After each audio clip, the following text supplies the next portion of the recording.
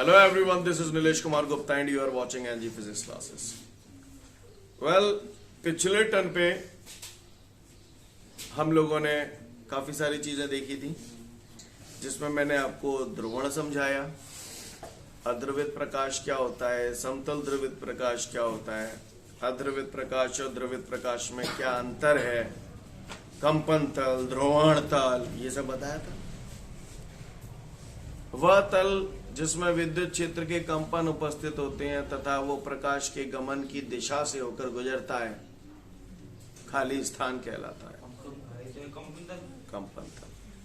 वह तल जो कंपन तल के लंबवत होता है तथा प्रकाश गमन की दिशा से होकर गुजरता है, ध्रुवण तल। कंपन तल और ध्रुवण तल के बीच का कोण कितना होता है? 90 डिग्री होता है। ये सारी भाषाएं आपको समझ में आ रही हैं? काहुए को परेशानी नहीं हो तो बताए, नाने तो फिर सुने। अब हम आगे की कहानी कहते हैं। अगला प्रश्न क्या है बताएं।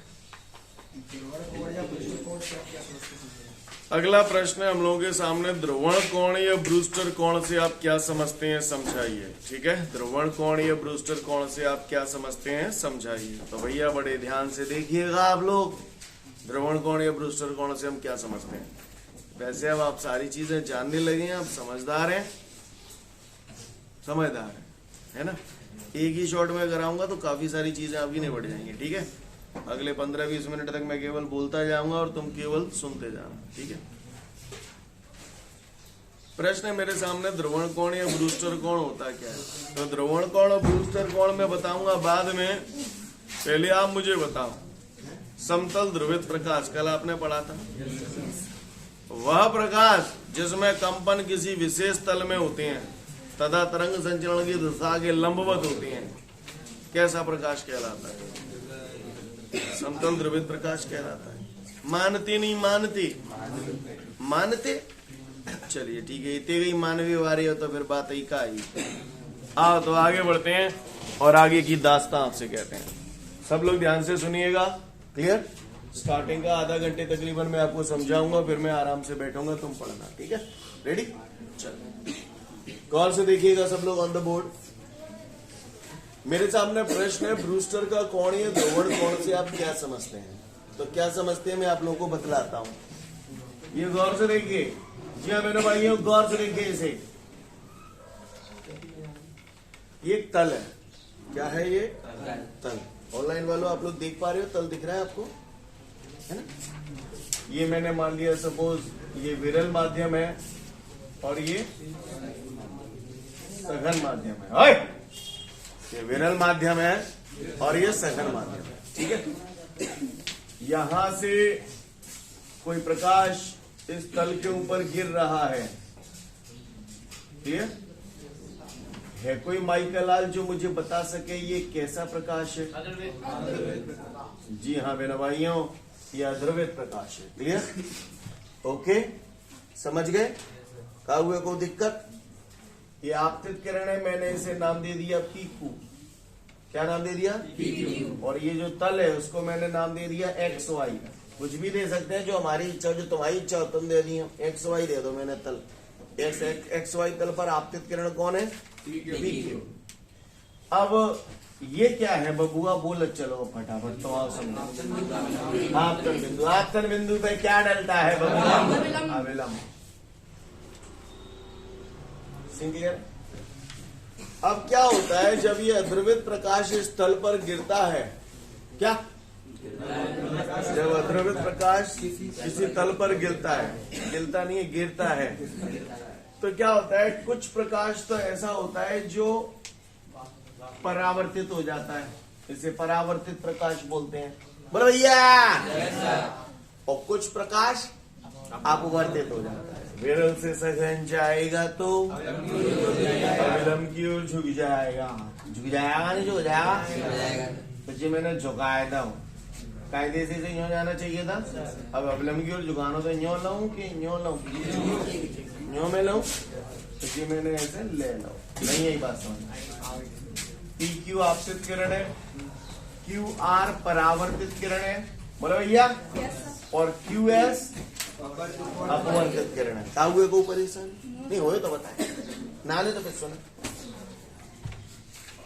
लल्ला आपतित किरण अविलंब के साथ जो कोण बनाती है उसे आपतन कोण कहते हैं। केती।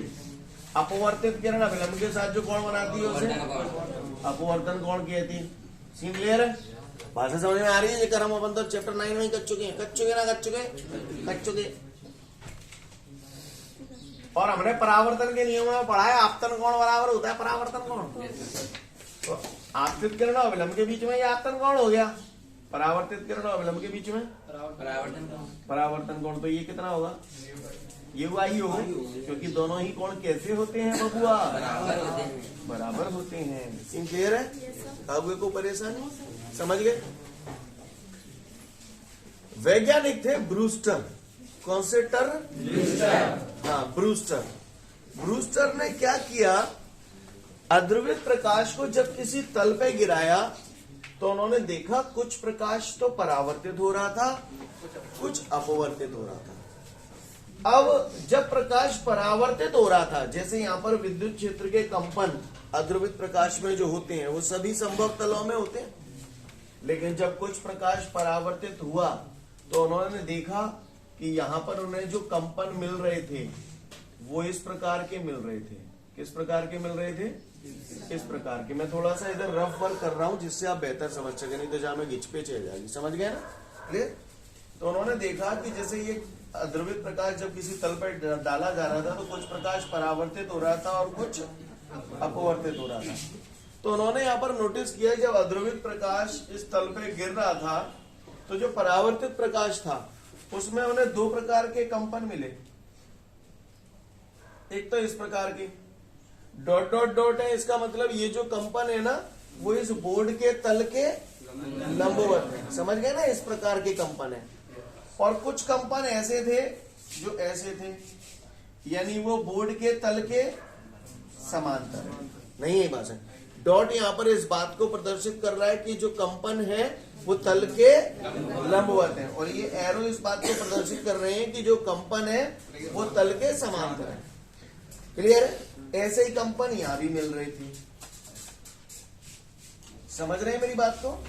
ऐसे ही कंपन यहां भी मिल रही थी। ठीक है भैया? अब क्या किया ब्रूस्टर ने? ये कौन सा कोण है?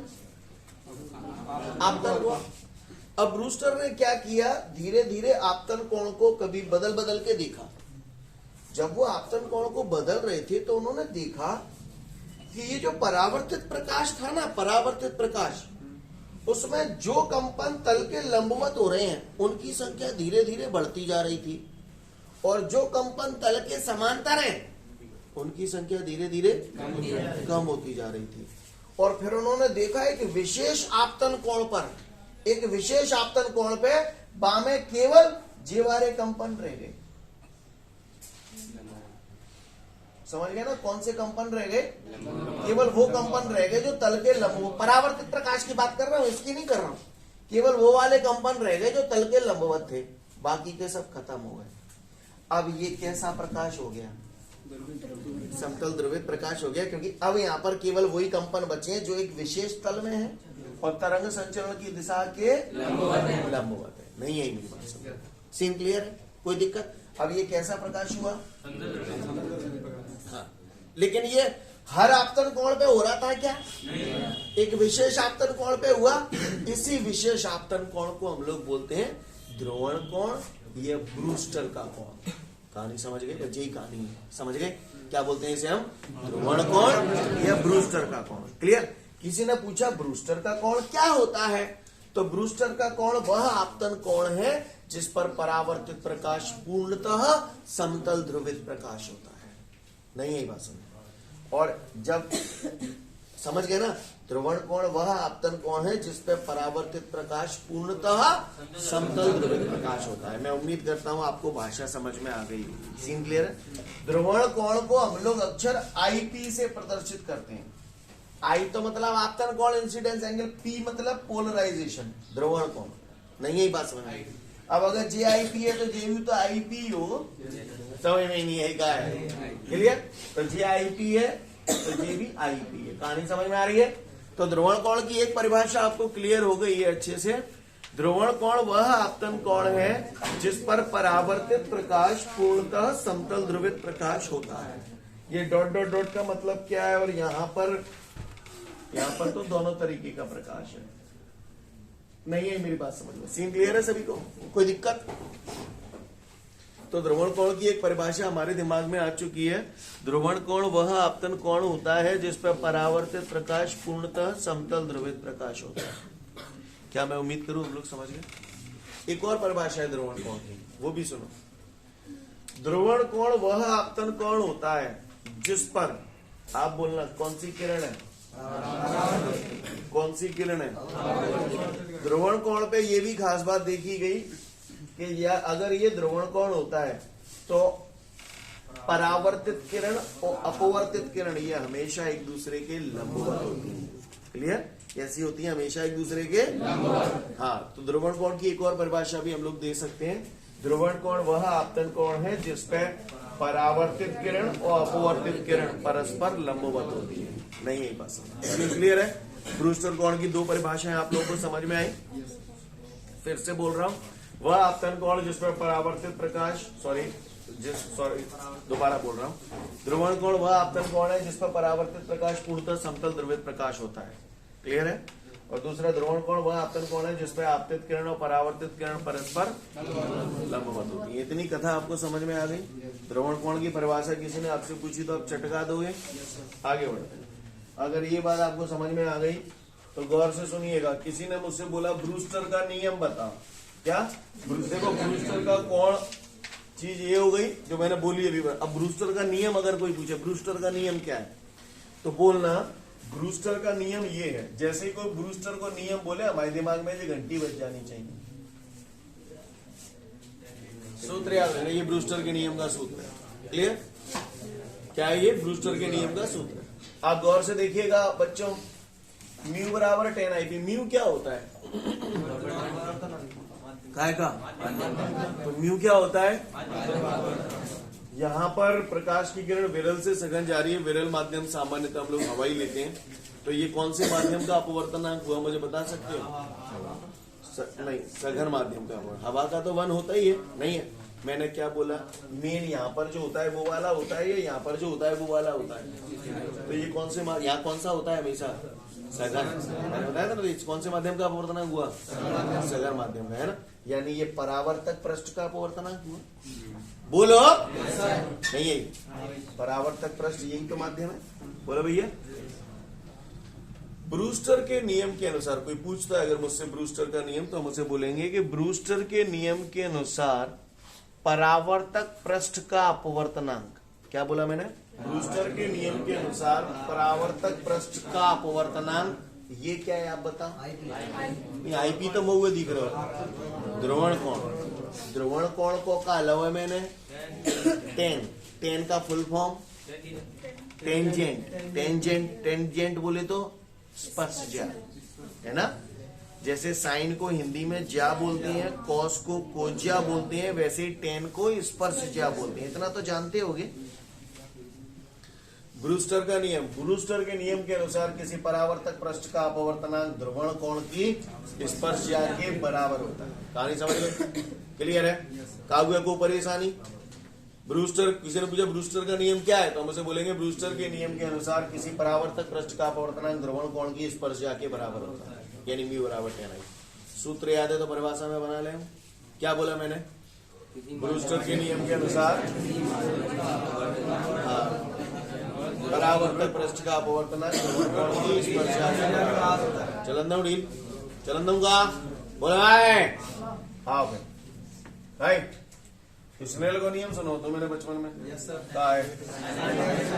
तो म्यू की जगह ऐसे देता हूँ साइन आई की जगह आई बटे साइन। टेन थीटा बराबर सुनिए मैंने साइन थीटा बटे कॉस थीटा, वो तो है मैंने सुनी है, मैंने ऐसा कहते हैं। तो टेन थीटा की जगह मैंने लिख दी साइन थीटा बटे कॉस थीटा। नहीं यही बात समझ जी, कट जाएंगे तो हट जाएंगे, तो जी बच गई थी साइन आर बराबर कॉस आई। कॉस थीटा को ऐसे नहीं लिख सकता साइन 90 माइनस टी का गलत कर दो मैंने, साइन ते साइन से अटक जाएंगे तो का बची जाएगी 90 माइनस आई थी का हुए को परेशानी सीन क्लियर है से करने माइनस को आई पी जालन ले आंगो सूत्र बिल्कुल टनाटन याद रखना काम आएगा सवालों में। Clear, I P plus R बराबर 90 डिग्री, समीकरण नंबर 1। क्लियर, ओके आगे बढ़ता हूं। अगर मैं मुझसे कोई ये बोले कि भैया सिद्ध करो कि ब्रूस्टर कोण पर, ये ब्रूस्टर कोण है, कोई मुझसे बोले सिद्ध करो ब्रूस्टर कोण पर परावर्तित किरण और अपवर्तित किरण परस्पर लंबवत होती, मोते सिद्ध करवे की कह रहा हूं, मोते सिद्ध करवे की कह रहे हो है कि सिद्ध करो ब्रूस्टर कोण पर परावर्तित किरण और अपवर्तित किरण परस्पर लंबवत होती है। लंबवत होती है यानी मुझे क्या सिद्ध करना है 90 डिग्री, यानी ये आर क्यू एस, अगर ये आर क्यू एस हुआ कोण 90 डिग्री आ जाए तो मेरे काम जंटे जागो। अगर आर क्यू एस 90 डिग्री लानो तभी तो लंबवत सिद्ध होंगी, होंगी कि नहीं होंगी? जो बोला समझ में आया? अच्छा, इससे पहले कि मैं आगे जाए ले जाऊं, पहले तुमसे एक पहेली पूछ रहा हूँ छोटी सी, वो बताओगे? है ना, नंबरों में समझा रहा हूँ जिससे तुम ज्यादा बेहतर समझ पाओ, लक्षण से समझ पाओ। ठीक है, करूँ धप्पा?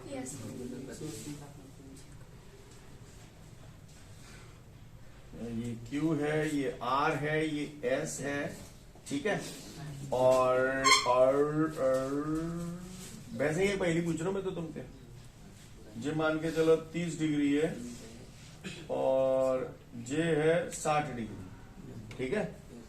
अब मोए जे सिद्ध करना है कि जे दो कछु ना करना मोए सिद्ध, ठीक है। मोए जे कोण आर क्यू एस को मान निकालना है, समझ गए ना? मोए कोण आर क्यू एस को मान निकालना है, तो मैं कैसे निकालूं? तो मोए मालूम है कोण आर क्यू एस, यही तो पूछ रहा हूं मैं तुमसे, बोलो भैया यही तो पूछ रहा हूं मैं। तो मोए मालूम है जो पूरा कितने गए 180 में से जाए निकालता हूँ और जाए निकालता हूँ, यानी 180 में से माइनस करता हूँ कहा 90 नहीं 30 प्लस 60, 90 तो मैं तुम्हारी समझ गो, 30 प्लस 60 बोला का नहीं हुआ, क्लियर है?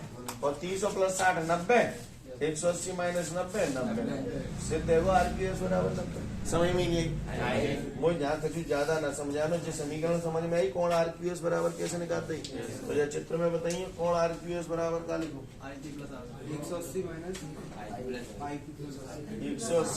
आई पी प्लस आर। क्यों लिख रहा हूँ? समझ में आ रही? तंत्र पढ़ रहे हो कि ना पढ़ रहा हो? पढ़ेगा होगा कि पढ़वाऊं? पढ़ेगा पढ़ेगा। कौन आर क्यू एस बराबर 180 आई पी प्लस आर 90। आवाज सिद्ध करो समीकरण 180 माइनस 90 नहीं आई, क्लियर? कौन आर क्यू एस 90 आ गया, इसका मतलब क्या सिद्ध हो गया? इससे ये सिद्ध हो गया कि अगर कोई प्रकाश की किरण ध्रुवण कोण पर आपतित हो रही है तो परावर्तित प्रकाश और अपवर्तित प्रकाश परस्पर लंबवत होते हैं। क्लियर है? क्या हुआ को परेशानी? तो अब हम 1 बाय 1 इसे पढ़ना शुरू करें। सबसे पहले आप लोग ब्रूस्टर कोण या ध्रुवण कोण से आप क्या समझते हैं समझाइए। सुनो, अब मैं एक एक करके सारी चीजें प्रश्न पढ़वाता जा रहा हूँ, आप पढ़ते जाओ, मेरे को कुछ नहीं समझाना, हो गया सब। सुनो, पहले किसी ने मुझसे पूछा ध्रुवण कोण या ब्रूस्टर कोण से आप क्या समझते हैं समझाइए। तो दो परिभाषाएं मैंने बताई, ध्रुवण कोण वह आपतन कोण है जिसमें परावर्तित प्रकाश पूर्णतः सब ध्रुवित प्रकाश होता है, और दूसरा मैंने बताया ध्रुवण कोण वह आपतन कोण है जिसमें परावर्तित किरण अपवर्तित किरण एक दूसरे के। तो पहले ब्रूस्टर का कोण या ध्रुवण कोण पढ़ो। इसके बाद हमारे सामने अगला क्वेश्चन है ब्रूस्टर का नियम क्या है समझाइए तथा सिद्ध करोगे ध्रुवण कोण पर आपतन होने पर परावर्तित किरण तथा अपवर्तित किरण परस्पर लंबवत होते हैं। उम्मीद करता हूँ समझ गए होगे पूरी दास्तान। पढ़ लो फटाफट पढ़ती मैं। इसके बाद हमको एक दो सवाल दिए हैं, सवाल हम लोग थोड़ी देर बाद देखेंगे। इसके बाद हमको अगला क्वेश्चन दिया है पोलराइड से आप क्या समझते हैं, इसकी संरचना समझाइए तथा इसकी कार्य विधि समझाइए। तो ऐसी को तो बनाने, क्लियर? सब जानते हो तुम, समझदार बच्चा हो। कल बताओ तो पोलराइड से क्या करते हैं? समझ गए का है पोलराइड? पोलराइड एक ऐसी विधि है, यह एक ऐसा यंत्र है जिसके द्वारा ध्रुवित प्रकाश को समतल ध्रुवित प्रकाश में बदल देते हैं। क्लियर? या पोलराइड समतल ध्रुवित प्रकाश प्राप्त करने की एक युक्ति है। नहीं यही मेरी बात, चाहे जो बोल दे मामा खाओ। क्लियर? आओ इसकी संरचना बताएं। इसकी संरचना में क्या होता है ये ध्यान से सुनिएगा। जैसे कल मैंने टूरमैलिन क्रिस्टल बनाया था, उसकी जगह पोलराइड भी हो सकता है। तो वहां पर एक अक्ष थी, हर टूरमैलिन क्रिस्टल की अपनी एक अक्ष होती है ना? तो गौर से देखिएगा, पोलराइड जरूरी नहीं है कि जैसा आकार मैंने कल बनाया वैसे ही बनाओ, किसी भी आकार का हो सकता है ना? तो पोलराइड कैसे बनाए जाते हैं ये गौर से सुनिएगा। इसमें नाइट्रोसेल्यूलोज की एक फिल्म होती है। काय की फिल्म होती है बच्चों? हाँ, जब मोए बोलो और बोलो, काय की फिल्म होती है बच्चों? Nitro cellulose. नहीं यही बात समझ में? सेल्यूलोज कैसा होता है आपको मालूम है? सेल्यू वर्ड जहां भी आ जाए, सेल्यूलोज ट्रांसपेरेंट होता है, पारदर्शी। सेलोटेप, स्टार्टिंग में जब सेलो कंपनी आई थी ना, उसका नाम ही सेलो इसलिए था क्योंकि वो पारदर्शी चीजें बनाया करती थी। पहले लोग पेपर देवे जाते, पेन की स्याही खत्म हो जाती, मैंने पता ही नहीं पढ़ पातो। तो सेलो कंपनी ने सोचा यार ऐसे तो बच्चे बड़े परेशान होते, कब तक रिफिल खोल खोल के देखेंगे कितने बची है, कितने ने बटी गई। तुम्हारी पेन ही ऐसे बना दो कि ऊपर तक देख ले वो कितने स्याही बची है। तब सेलो कंपनी आई, समझ गया ना? सेलो कंपनी स्टार्टिंग में जो भी बनाती थी वो ट्रांसपेरेंट चीजें बनाती थी, पर अब तो खैर कंपनी चलने लगी, पैसा आने लगा उसके पास, तो अब वो हर तरीके की वैरायटी लाने लगी। लेकिन उसका नाम सेलो इसीलिए था क्योंकि पहले वो उसी प्रकार के प्रोडक्ट बनाती थी। सेलो टेप पारदर्शी होता है कि नहीं होता? बोलो भैया। नाइट्रोसेल्यूलोज की फिल्म, तो ये एक ऐसी फिल्म है जो कैसी होती है? पारदर्शी। काय की फिल्म होती है? नाइट्रोसेल्यूलोज की फिल्म होती है। ठीक है? इस नाइट्रोसेल्यूलोज की फिल्म पर कोनेन आइडोसल्फेट के क्रिस्टल बिछाए जाते हैं। क्या बिछाए जाते हैं? हाँ जी हाँ मेरा भाइयों, काय की क्रिस्टल? जूते बोला। हाँ, यानी इस नाइट्रोसेल्यूलोज की फिल्म पर कोनेन आइडोसल्फेट के क्रिस्टल बिछाए जाते हैं। क्या दोबारा बोलो? और हर क्रिस्टल की ये प्रकाशिक अक्ष है। कौन सी अक्ष है? प्रकाशिक अक्ष। जी हाँ मेरे भाइयों, प्रकाशिक अक्ष। तो हमने क्या किया है? नाइट्रोसेल्यूलोज की फिल्म पर कोनेन आइडोसल्फेट के क्रिस्टल बिछाए हैं, और ये क्रिस्टल कुछ इस प्रकार बिछाए जाते हैं कि इनकी प्रकाशिक अक्ष एक दूसरे के समांतर है। क्लियर? नहीं यही बात समझ? ऐसा नहीं है कि एक न्यो बनाया दो, एक न्यो आड़ो बनाया दो, ऐसे नहीं चलेगा। समझ गए ना? क्लियर? यानी हर पोलराइड की एक निश्चित दिशा होती है। क्लियर है? इसके ध्रुवण की दिशा ऐसे है। समझ रहे ना मेरी बात को? क्लियर? समझ में आ रही है बात? क्लियर? तो फिर से हमने क्या किया? काय की फिल्म ली है, फिर उस पर क्या किया है?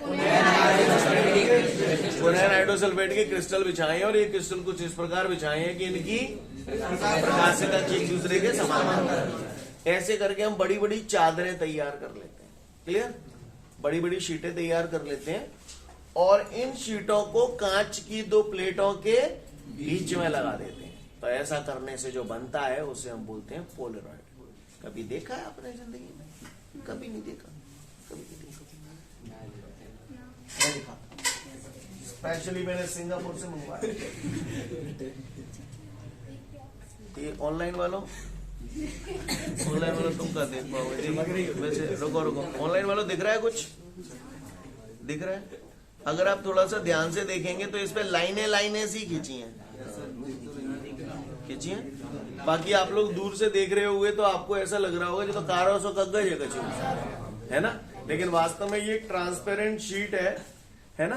तो मैं आप लोगों तक पहुंचा रहा हूँ, आप लोग देख लेना, मन मत लगा लेना इसमें। क्लियर? तो है ना, समझ गया ना? ट्रांसपेरेंट शीट है, और उस ट्रांसपेरेंट शीट पे पैरेलल लाइन खींची हुई है, समांतर रेखाएं खींची हुई है, इसी टाइप की संरचना है ये। नहीं है बात समझ में? सीन क्लियर है? वापस कर जाना लेकिन मुझे, है ना। तो नाइट्रोसेलुलोज की फिल्म पे मैंने कुनैन आइडोसल्फेट के क्रिस्टल बिछाए हैं और क्रिस्टल इस प्रकार बिछाए हैं कि इनके प्रकाशीय कक्ष एक दूसरे के समांतर। क्लियर? ऐसे बड़ी बड़ी शीटें तैयार कर ली जाती, जो शीट मैंने दी है ना, इस टाइप की बड़ी बड़ी शीटें तैयार कर ली जाती हैं और फिर इन्हें कांच की दो प्लेटों के बीच में फंसा दिया जाता है। क्लियर? तो ऐसा करने से जो डिवाइस बनता है, ऐसा करने से जो यंत्र बनता है, उसे पोलराइड कहते हैं। क्लियर है? भाषा समझ में आ रही है? अब इसका उपयोग क्या है? संरचना समझ गए? अब इसका उपयोग क्या है? तो इसका उपयोग समझे। इसका उपयोग ये है, बताना मेरे को है, जो पोलराइड की फिल्म है, जहां मैं प्रकाश गुजार रहा हूं। अच्छा, मुझे ना मालूम कौन सा प्रकाश है, आप ये देखो, मुझे ना मालूम कौन सा प्रकाश है, पर मैं इसे घूमते हुए पोलराइड से होकर गुजार रहा हूं और मैं देख रहा हूं निर्गत प्रकाश की तीव्रता में कोई परिवर्तन नहीं हो रहा है। तो बताओ ये कौन सा प्रकाश हुआ? समझ गए?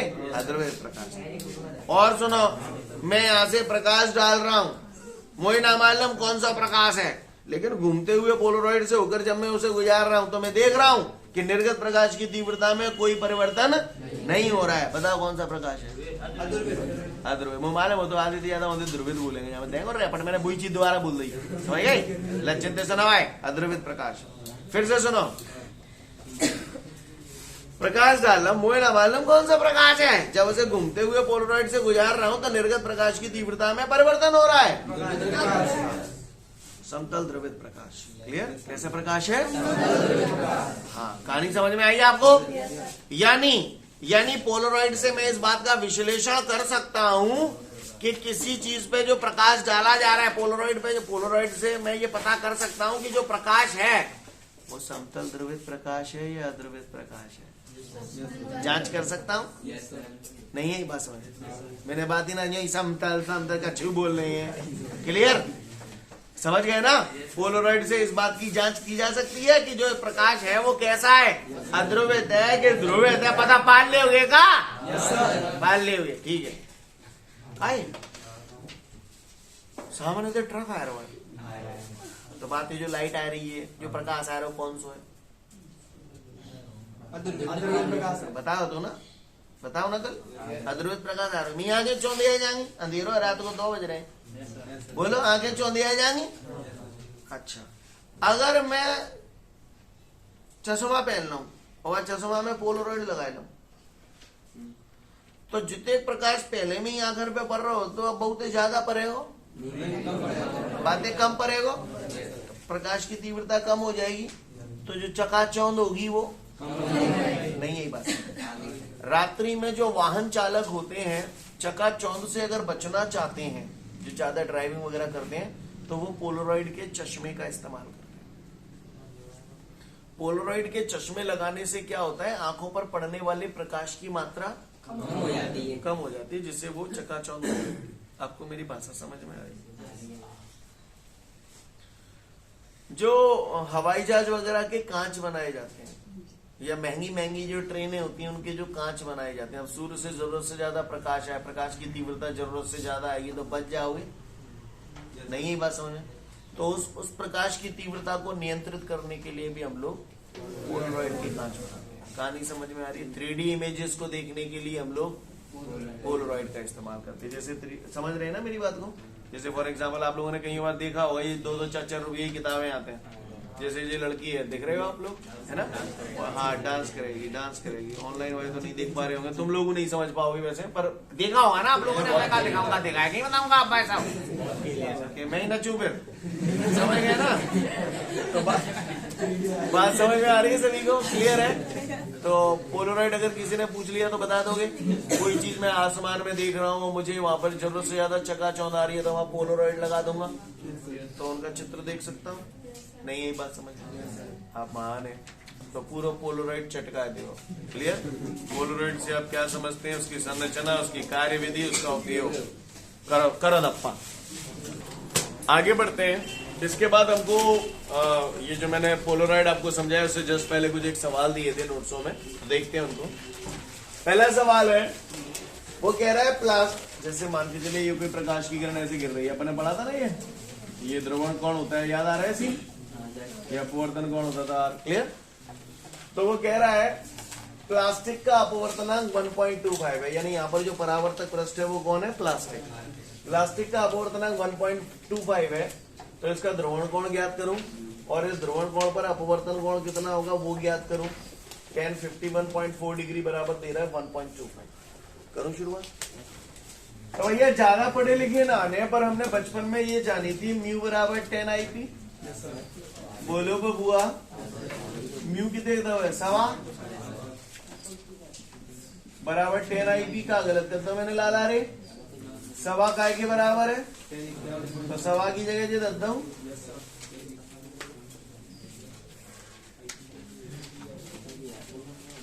10 से 10 टन है जाएंगे, तो आईपी बराबर कितने आएगा लाला रे, 51.4 डिग्री। सीन क्लियर है, काहुए को परेशानी। तो ये हमारा कौन आ गया, कौन आ गया, ये हमारा ध्रुवण कोण आ गया। पट्टन ने अपवर्तन कोण पूछी है, तो हमने जो पढ़ी है आईपी प्लस आर बराबर 90 डिग्री। बोलो ये पढ़ी ना पढ़ी, पढ़ी। तो अपन ने आर निकालना, तो आर बराबर तिहाई है जाए 90 माइनस आई। बोलो भैया, सीन क्लियर है। चलो आगे, 90 माइनस आईपी कितने 51.4। अब तो कर लोगे, कितना आ रहा है बोले, 38.6 डिग्री। नहीं यही बात समझ, उतार लियो फटाफट जाए पूर्ति में। इसके बाद हमारे सामने अगला सवाल है, उसमें मुझसे ये कह रहा है किस आपतन कोण पर, किस आपतन कोण पर जल के पृष्ठ से परावर्तित प्रकाश पूर्णतः समतल ध्रुवित प्रकाश होगा। ऐसा कौन सा आपतन कोण होता है जिसमें परावर्तित प्रकाश समतल ध्रुवित प्रकाश हो जाता है? उस आपतन कोण को क्या कहते हैं जिसमें परावर्तित प्रकाश समतल ध्रुवित प्रकाश हो जाता है? आगे औकात में अलग कमी नो, और कहा हो नहीं, यही बात है। वो कह रहा है जल का पृष्ठ हो गया, जल के पृष्ठ से ये प्रकाश परावर्तित हो रहा है, इसको बोलते हैं आपतन कोण। अब वो कह रहा है कितने आपतन कोण पर जल के पृष्ठ से परावर्तित प्रकाश पूर्णतः समतल ध्रुवित प्रकाश होगा। तो ऐसा तब होता है जब ये ध्रुवण कोण होता है। बोलो भैया, अब जल का पृष्ठ दे रहा है, तो जल के लिए, जल हेतु क्या होता है, म्यू बराबर 4/3 या फिर 1.33, क्योंकि मुझे 1.3 दिख रहा है यहाँ पे। नहीं यही बात समझ में, सीन क्लियर है। तो कह रहा है यानी मुझसे वो क्या जानना चाहता है, ध्रुवण कोण जानना चाहता है। नहीं यही बात समझ में, चटकाए दे बाबा का, म्यू बराबर 10 IP। म्यू कितने गया हम तो जानते हैं, पानी दे रहा पट्टा, पानी को अपवर्तन बचपन से जानने का 1.3। नहीं ये बात समझ, 10 IP 1.3 की जगह कहा जाता हूँ 10 53 degree is equal to 10 IP। 10 से 10 टन हो जाएंगे, तो IP बराबर क्या पाएंगे, 53 degree. I hope you understand guys, do you understand that, note it down.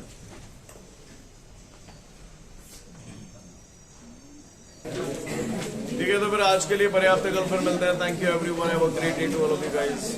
जय हिंद।